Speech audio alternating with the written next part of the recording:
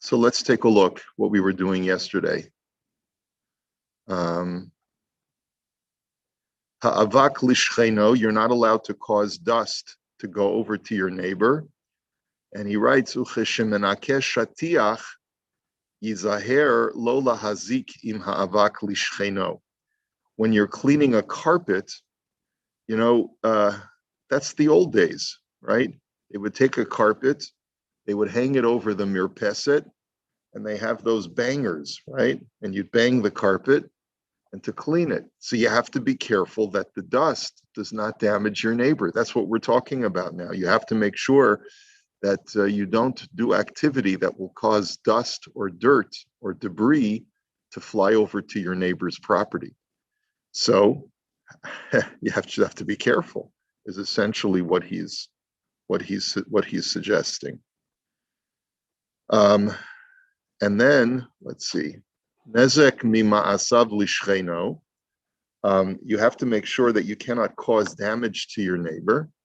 Harotzeh liftoach chanut bechatzer, v'kol shekein b'vinyan mishutaf.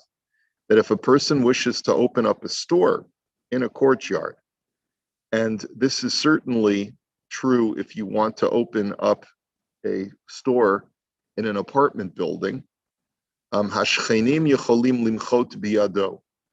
The neighbors do have a right to protest and can prevent you from opening up your business.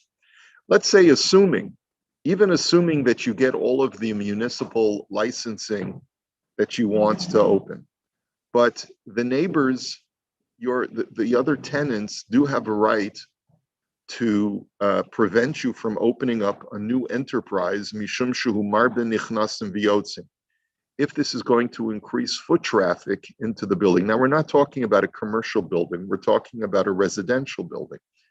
In a residential building, the neighbors can basically say, I appreciate the fact that you've got your new cannabis enterprise or whatever the enterprise is, and everyone's coming to you, and it's a great business. But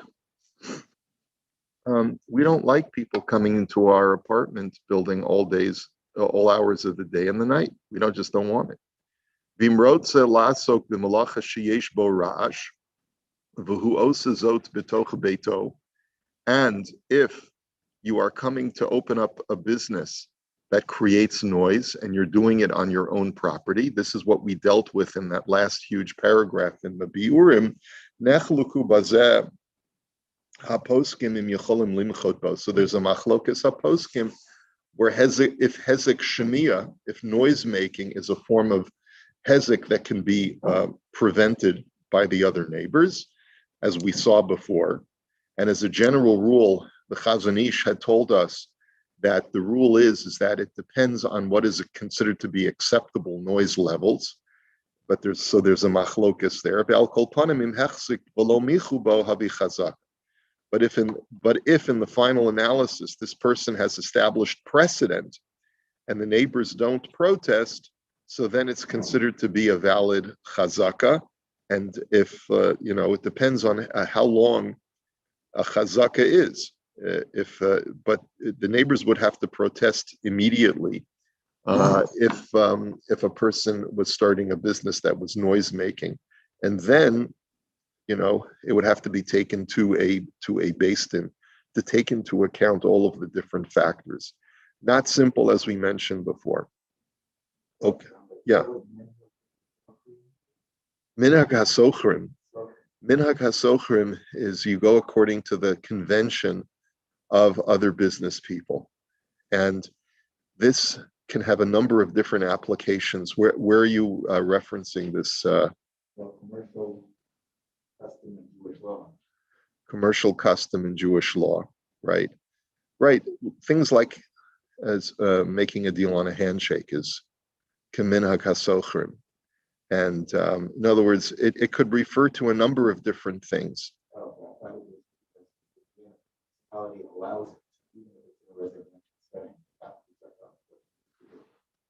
Yeah, that would be something that once a municipality allows something, a person might have the right to argue that it's minhag hasochrim, but not necessarily. I mean, what if the laws in the area where you live are particularly lax. I mean, it's probably unlikely that the laws would be more relaxed than halacha is in most of these areas.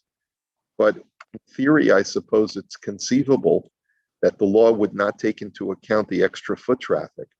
I know that there's a friend of ours who lives on the Shepherd area off of Bathurst, and she lives in a townhouse complex. And the neighbors are all having a problem because of a couple of those townhouses are occupied by prostitutes. And she actually mentioned this to us, to my wife and I, saying that they are getting foot traffic at all different times of day and night, and not exactly the kind of foot traffic that you would welcome into your neighborhood. Yeah, Okay, you see unsavory drug characters. Use, there's some needles that are being found. So the municipality is not doing anything about it. And then you get into a halachic issue. Now, if the prostitutes were Shomer Shabbos Jews, which is also extremely unlikely, so then you'd have what to talk about. Do we have a case that we can take them to a beis din and say that this is creating a nuisance in the neighborhood? So, you know, Minhag HaSochrim does have limits in its application, Brian, as you can clearly see from this illustration. It's a shady business. It's not something that you can say, well, this is the convention of other businesses, right? It's not. It's not something that society has accepted as socially acceptable, a social norm.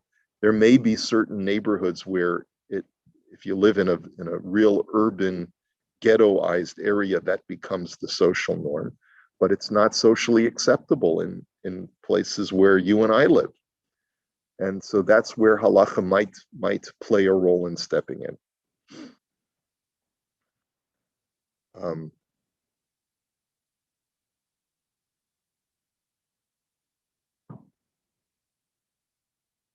Okay, let's see. The Likutim says, "Shelo ligram nezek mimaisav lishcheno." You're not allowed to cause damage from your actions to a neighbor. So in the Likutim, he brings down the following. He says, "Vim yeshlo tanur beveito, tzarich laherchiko ba'ofen shelo yazik lishcheno." If you have an oven in your house or in your apartment, you have to make sure that it will not cause damage to your neighbor, let's say from the exhaust or from the smoke that comes out. I know that there are some of these commercial ovens that can emit such fumes that they can cause actual real damage. He says, but beyond that, even if you do distance the oven the appropriate amount of space where ruach mitsuya would not transport the debris coming out of the smokestack to your neighbor, if,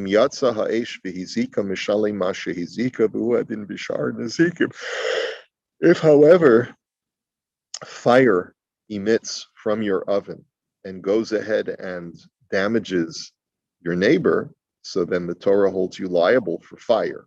It may not hold you liable for other kinds of damage like we saw yesterday, like with smoke, but you are held liable for fire.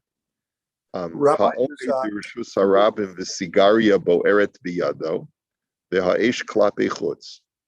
standing in a public thoroughfare. He's quoting a tshuva from the Pischei Choshen, which is a more recent sefer, and you're holding a cigarette in your hands, and the butt of the cigarette is facing outwards.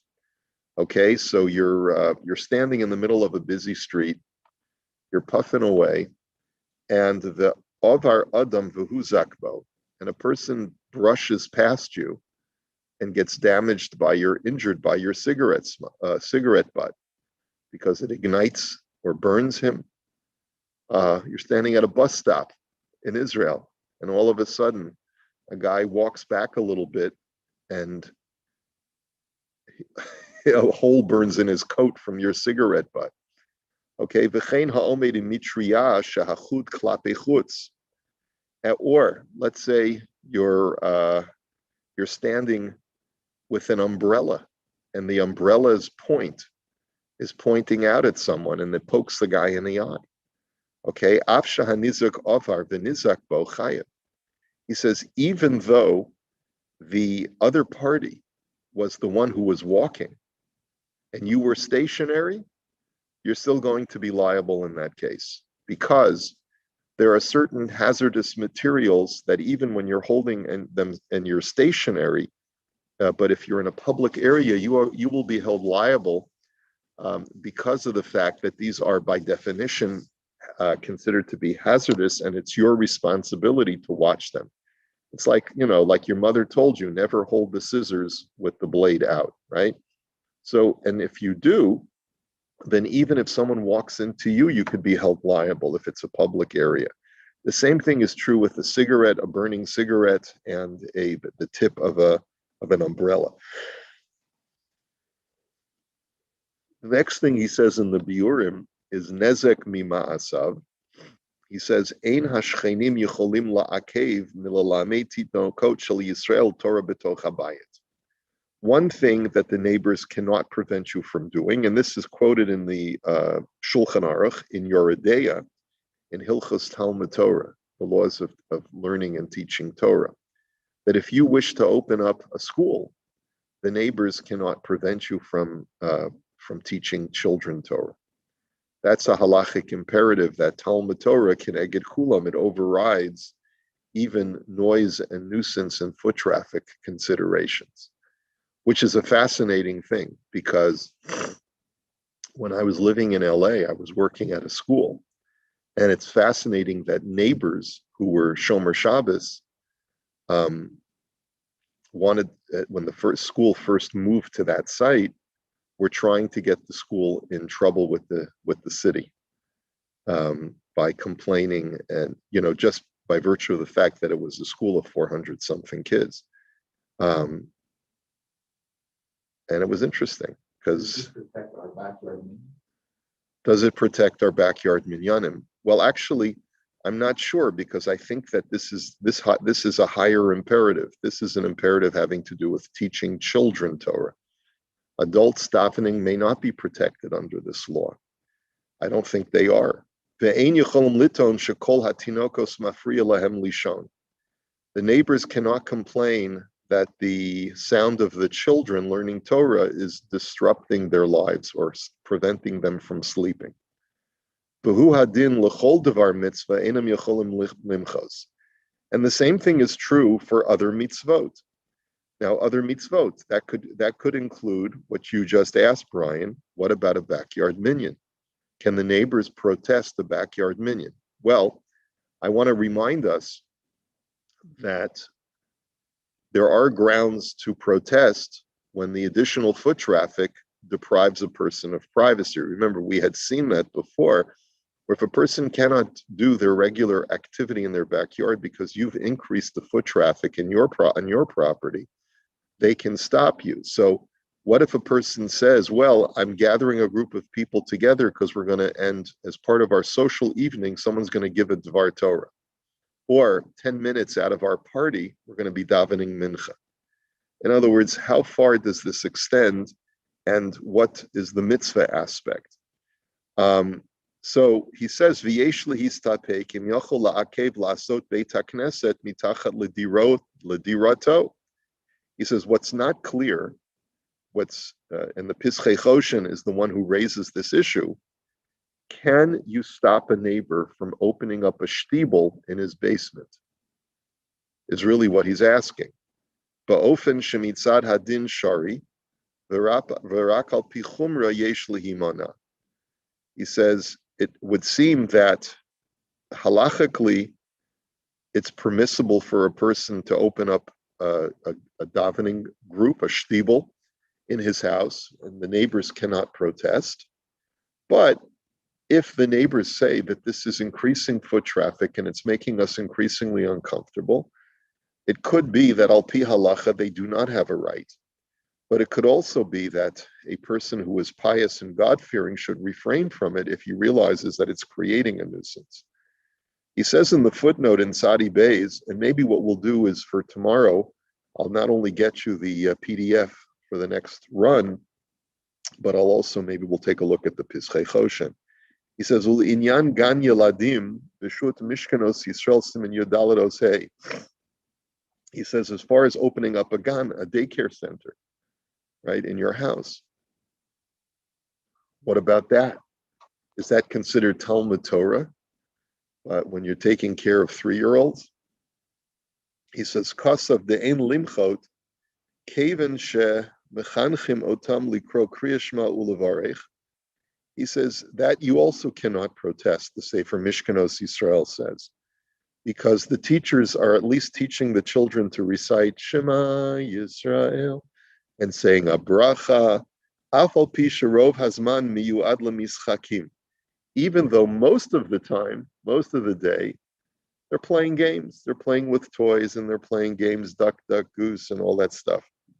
He says, so that's what the Sefer Mishkanos Yisrael says, that even if someone wants to open up a daycare or a preschool in their home, you don't have a right to protest because at least part of the time they're doing the mitzvah of Talmud Torah for children. Ulanias daiti lo nirikain. And Rav Stern writes, but I disagree. De'enhu asui ela avor misgeret lishmiratam. He says, because children of that young age, their real reason for being in the preschool or the daycare is to protect them when their parents are out working. Vehem lo higiu lizman chinuch klal. And that they have not arrived yet at the age when there's a mitzvah to educate them. So therefore, you cannot argue the mitzvah defense. I'm doing a mitzvah, so stay out of my way. Why? Because these children have not yet reached the age of education. And I'm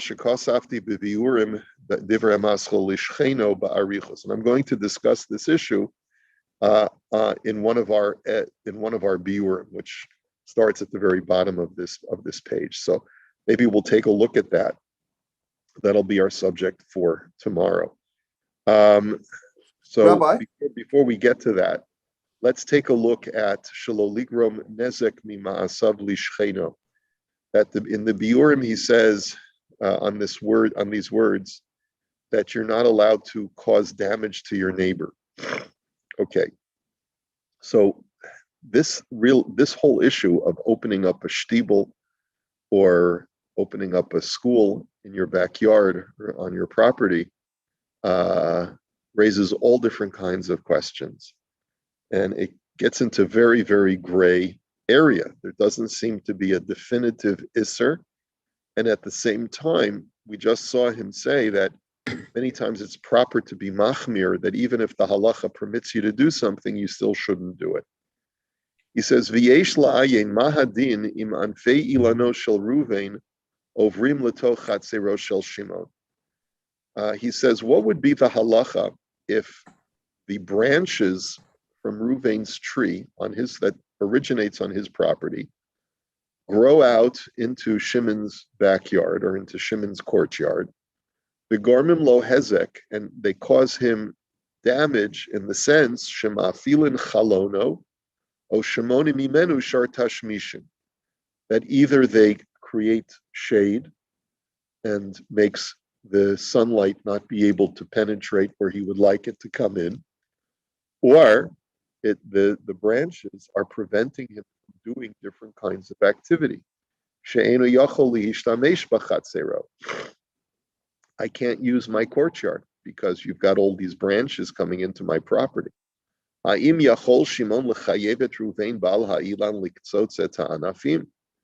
Can Shimon coerce Ruvain to cut the branches? Or is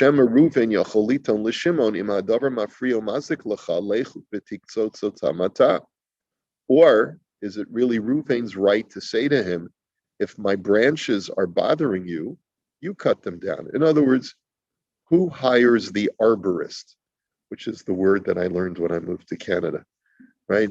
You have arborists here. It's like almost going to like a specialist, We used to just call him the gardener. So who hires the arborist? Who pays for the cutting the cutting down of the branches?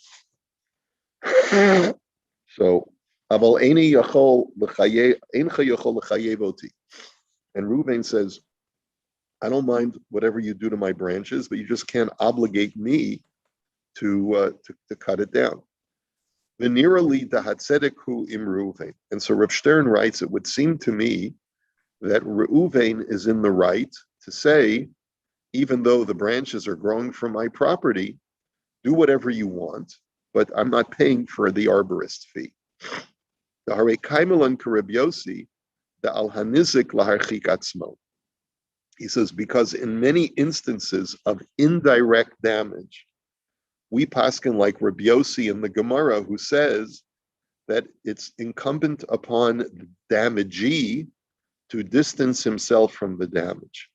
In other words, remember we saw that case of when roots are growing into my property and damaging my well.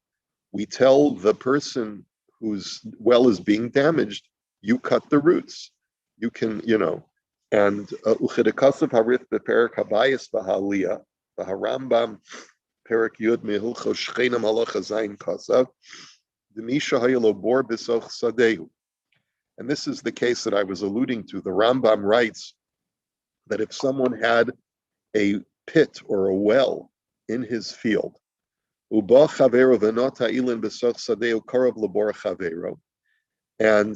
the other guy, the neighbor, plants a tree on his border, and so Reuven has a well on his property.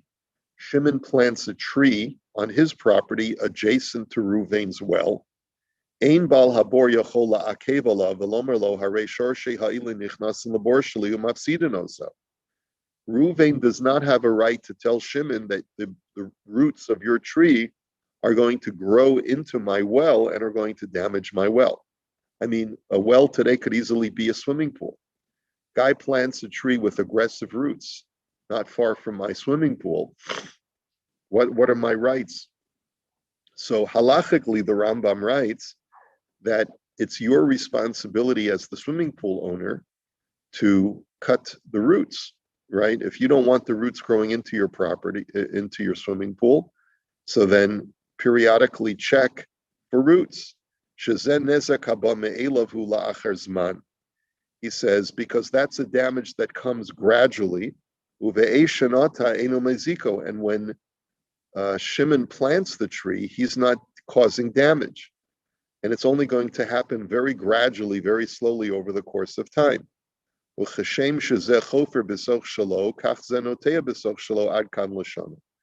And just like Reuven had a right to dig a swimming pool on his property, Shimon has a right to plant a tree on his property. That's the attitude, is that even though something will outgrow from my property onto yours, that's for you to take care of.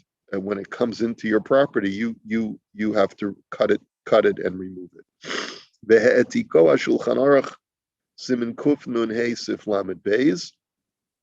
And that's brought by the Shulchan Aruch in Siman Kuf Nun Hey. And he says, because of Sham Hasma, the Lodami Legefes Vahadomolo Sha'asu Lismoch Lemeitzar Chavero. He says it's not like putting directly some caustic agent on your property right next to your neighbor's wall. He says the reason why that is prohibited is the shiny hasam de la'acher sheyasa chavera kosel betzido yavolo hezek mehagefet atzmo. He says because putting a caustic material like limestone right up against my neighbor's property line is going to the object that I have placed there is the actual source of damage. And therefore it's like I've damaged him directly.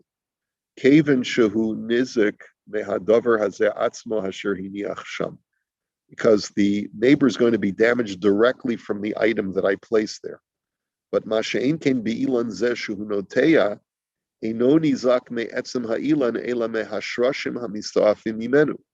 but when I plant a tree a few yards away from your property, it's not what I've planted that is going to cause the damage, but the roots that will grow from them over the course of perhaps years that will be the source of the damage. Va'osam shroshim boim la'achar zman memela, v'hu asa hahezek bi'adayim ad kan tochen devarav. And therefore, there was no real damage that was caused by me by placing something down. It's something that happens on its own gradually over time. I did have this issue. I once in my property in LA, where my wife and I lived in our house, we had a back, structure, and the roots from the neighbors, from some plants from the neighbor's property, started growing into that back structure because it was abutting the neighbor's property. But in that situation, the halacha is that it's incumbent upon, the person with the structure to regularly check and make sure that things are not growing from anywhere outside into his property. That's the response. That's the onus is placed upon the landowner himself. That's essentially what the Rambam writes. Hare mevur mizeh dehoel v'hashroshim boim la'achar zman shuv eino lavo b'taina neged bal ha'ilan. He says, even though the roots come eventually on their own, but since they were not placed there directly by the neighbor, the other neighbor does not have rights of protestation. And therefore,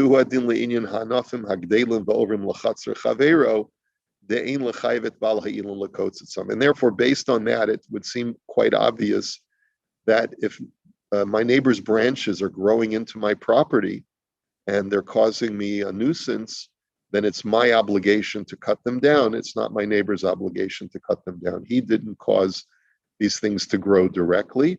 He planted a tree on his property and the things grow. This is so common. I'm sure it happens to every single person. Yeah. There you go. And or the fruit or the berries from the tree come down and fall onto your property. So you have to so it's up to you just to hire the arborist and to trim all the trees. That's all. Maybe we'll continue this tomorrow, Bezrat Hashem. All right. Have a good day.